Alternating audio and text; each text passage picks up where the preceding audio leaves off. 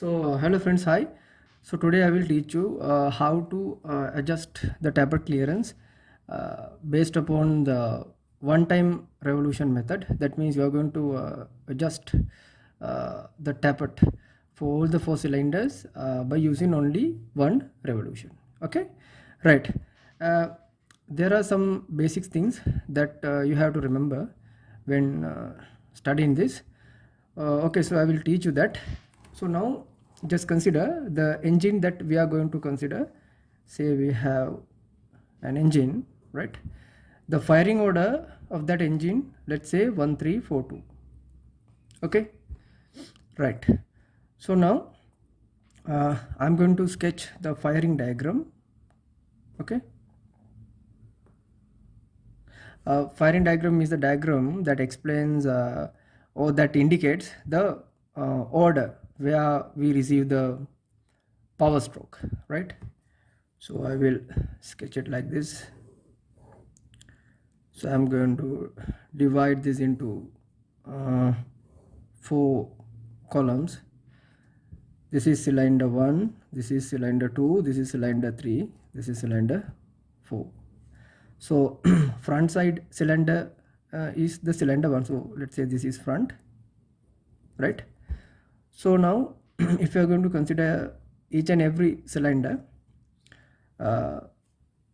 one cylinder has inlet valve and exhaust valve. So like that for other cylinders, they got inlet and exhaust, inlet and exhaust, then inlet and exhaust. Okay, right.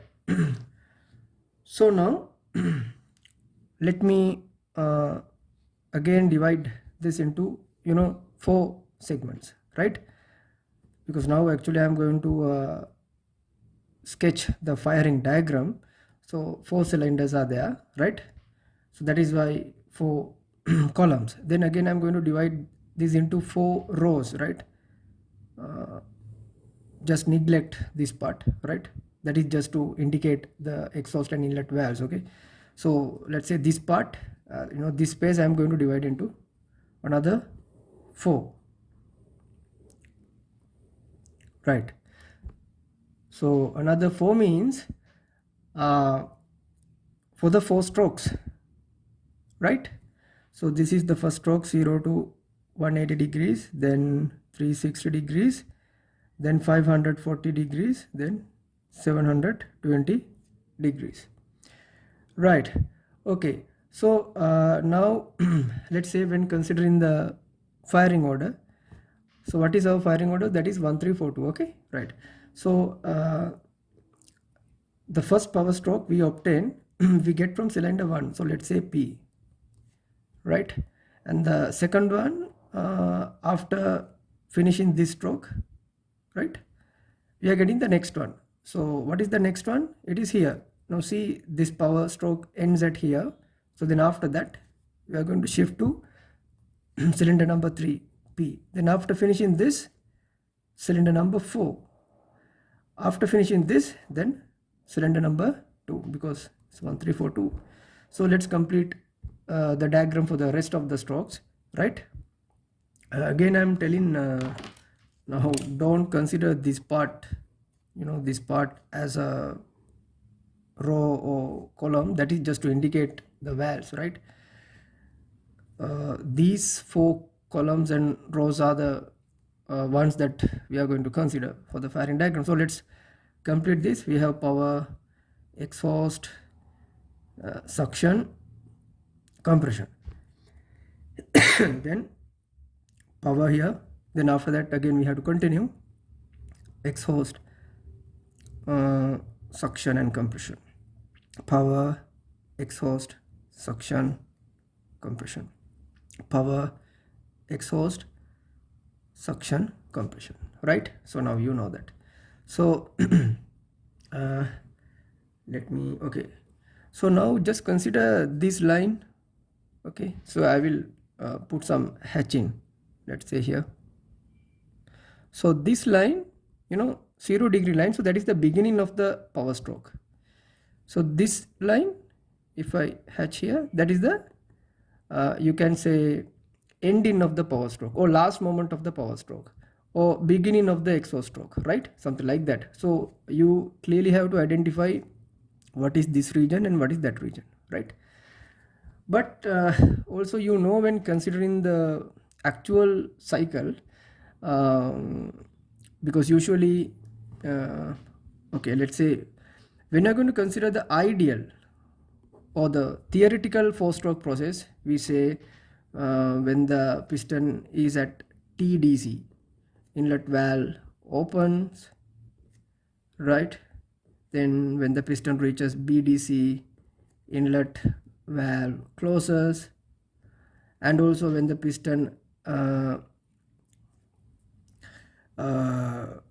reaches BDC at the end of the power stroke, because you know okay, so let me explain you that.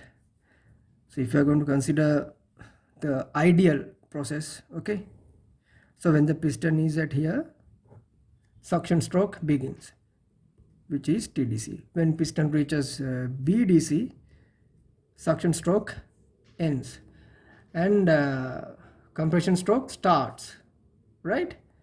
So that is the ideal way, right? So but in the actual case, it will never happen like that. So that is why we are going to sketch the you know the valve opening diagram. So there is a diagram that we are going to sketch. So let's say that I will go to the other page, right? Now actually inlet valve opens approximately, so when I'm going to explain this in general aspects, approximately inlet valve opens 15 degrees before reaching TDC.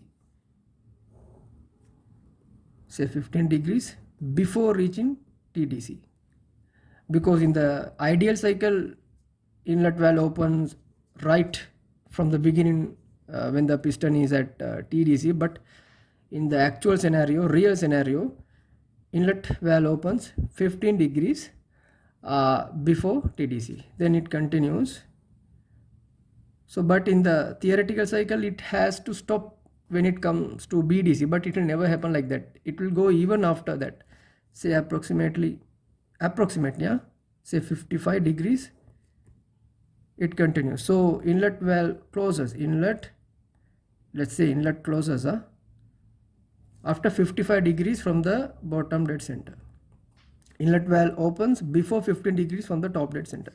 Inlet opens, right? So when you are going to consider the scenario for the exhaust valves, right?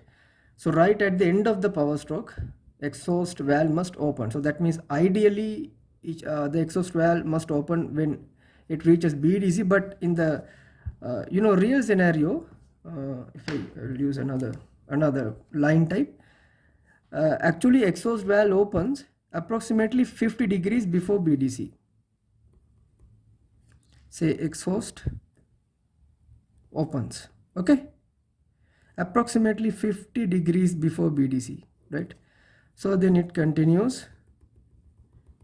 So when it comes to TDC, exhaust valve must close, but it will never happen like that. It will go even some degrees after TDC. So that is, let's say 10 degrees, right? So I hope that is clear with you, right? Okay, so now let's see how to adjust the tappet, right? Because now we have a real idea about this. So now I will again sketch. So now I'm going to consider the you know actual engine, right? So now I'm going to consider the actual engine, right? Okay, so then I'm going to sketch that table.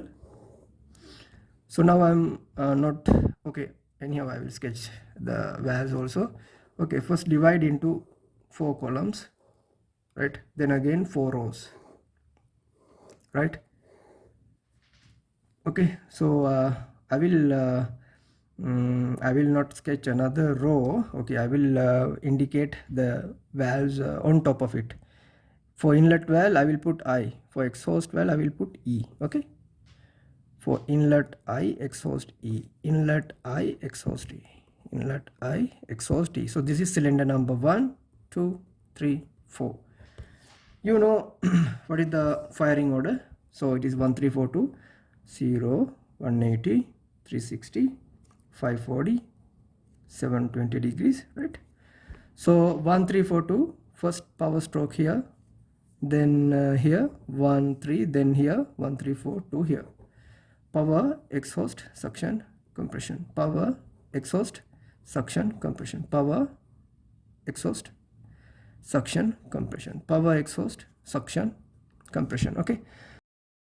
Okay, so now there is a procedure that I need to explain you. Now before going for the adjustment of taper clearance, there is some adjustment called aligning of the timing marks, right?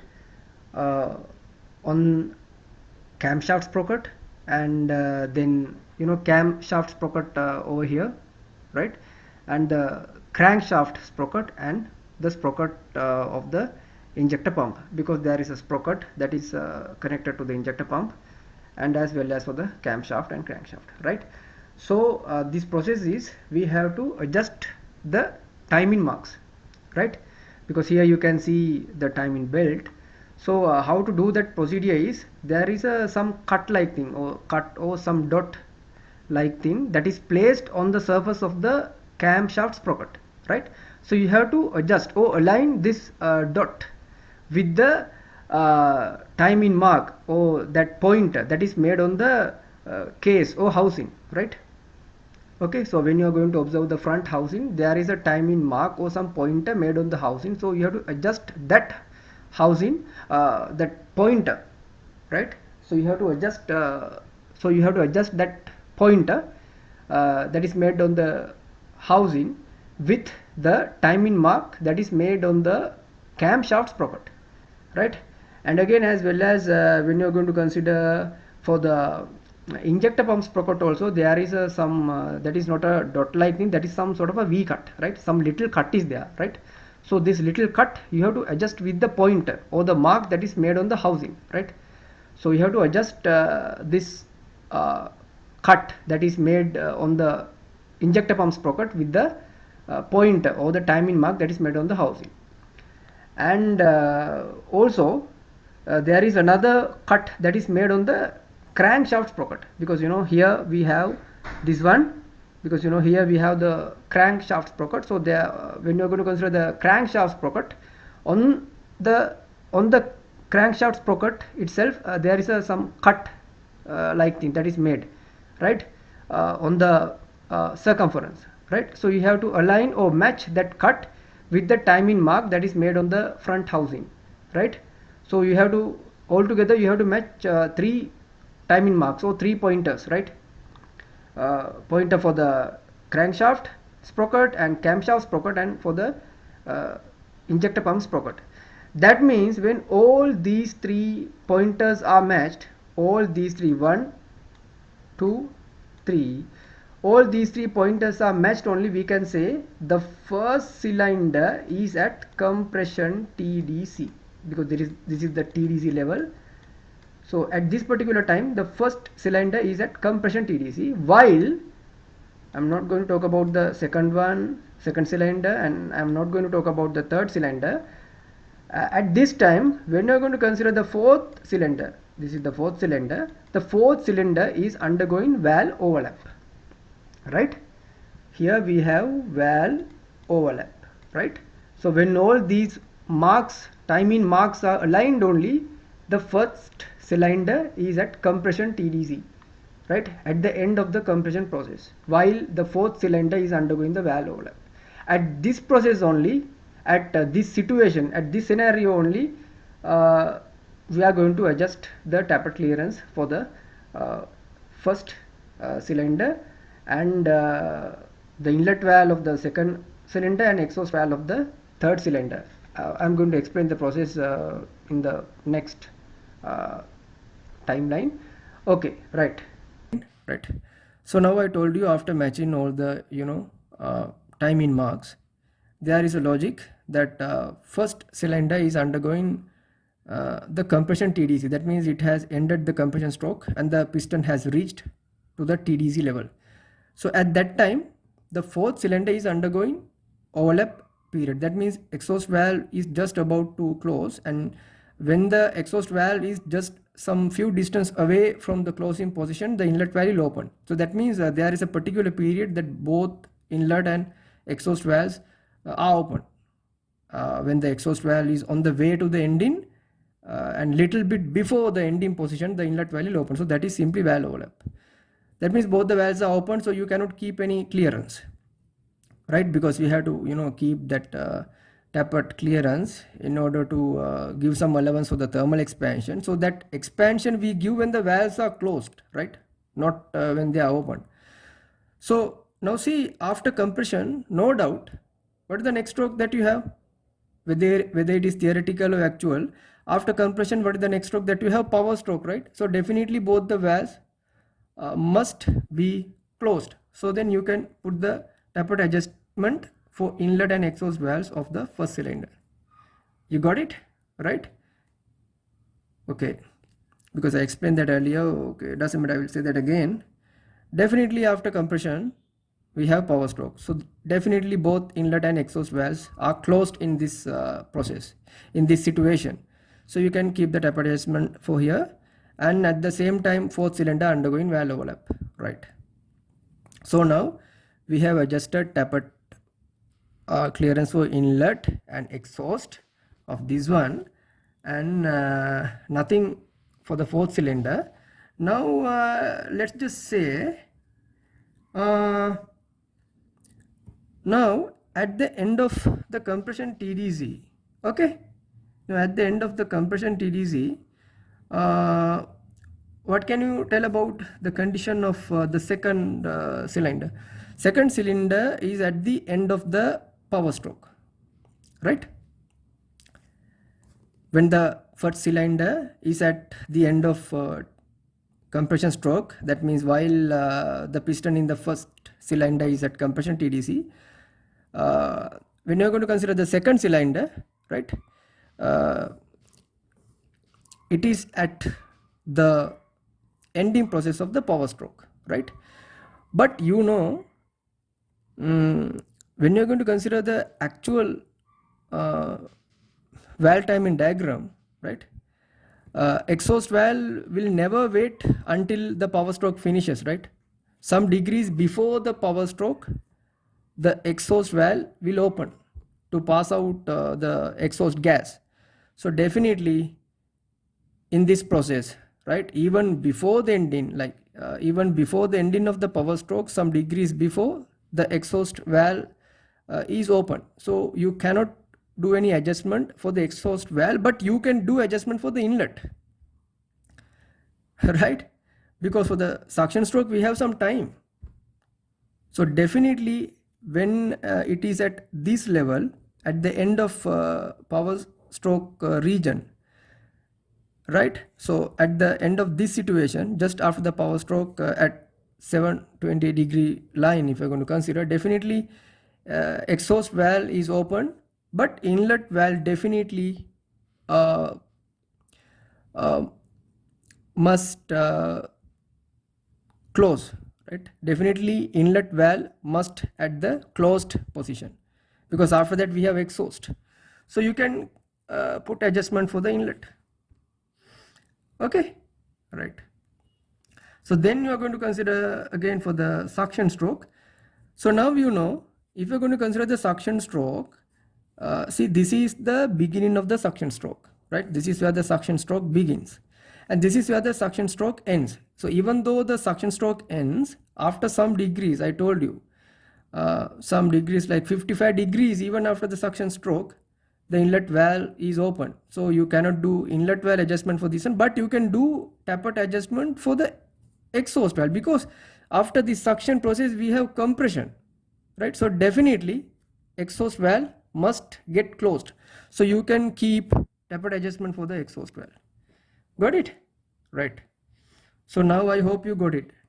So now I analyzed starting from this position, which is the compression TDC, right? Okay. So now the next thing, because still there are some remaining valves that we have to consider. So now after this position, you have to turn the crank wheel.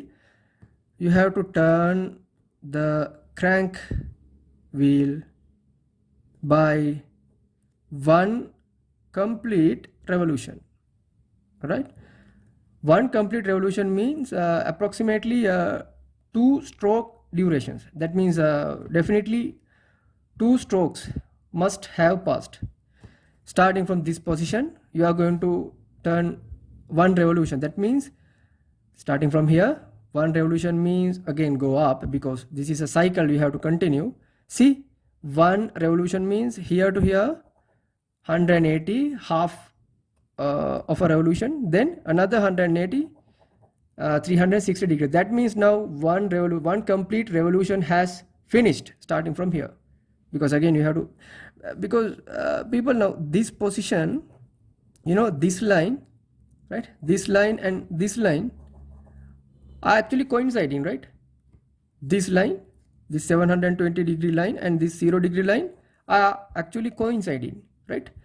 Okay, so anyhow, from this position you have to go for 1 complete revolution. 1 complete revolution. So that means now you are at here, right? You are at here. At here means just consider this 360 degree line. So that means definitely this is the ending of the exhaust stroke and beginning of the suction. So, you know, after turning another 1 complete revolution, now the first cylinder is undergoing the overlap, while the 4th cylinder is at the compression TDC. Now see, that is clear, no? See this line, right? So when the first cylinder is at this line, so at the same time the 4th cylinder is at this line. So this line means where the compression stroke finishes, because this line is the beginning of the compression and this line is the line that marks the ending of the compression, right? In that case, you know, this cylinder is undergoing the valve overlap, because now at the beginning of the exhaust stroke, the exhaust valve already opened, right? So now the exhaust valve is about to close, but not yet closed, about to close. So at that time, the suction, in order to proceed the suction stroke, inlet valve also will open, even the exhaust valve is not yet fully closed, right? So this is undergoing the overlap. So at that time, this is at compression TDC. Compression TDC, that means after compression TDC, you have power stroke. So definitely both the valves must be closed. So you can do the tapered adjustment for inlet and exhaust of this one, right? So now consider for the other one. Now if you're going to consider for the other one means this one and that one. Now match along this line. So now consider along this line, okay? This line, right? So now see, if you're going to consider cylinder number 3, this line is the end of power stroke. End of power stroke means definitely when it reaches the end of the power stroke, definitely even before the ending of the power stroke, exhaust valve is open, right?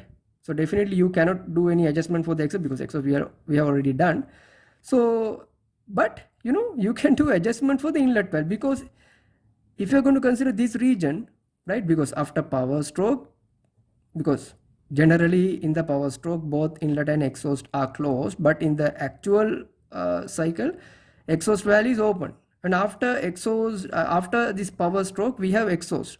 So definitely the valve that we need to open is the exhaust. So we should no need to open the inlet. So that means when it reaches here, you can do the adjustment for the inlet valve.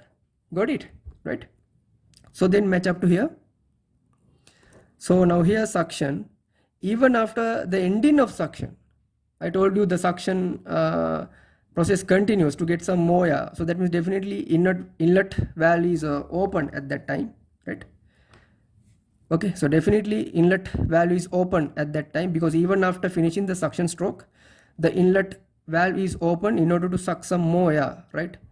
Ideally inlet valve must get closed, but in the actual cycle, even after the ending stage of suction, inlet valve open. So that means you cannot do tapered adjustment for the inlet. But See, after suction you have compression, so that means definitely when it is going to undergo the compression stroke, both inlet and exhaust valves must get closed, but definitely exhaust valve must be closed at this position, so you can do the tapered adjustment for exhaust, right? So that's it.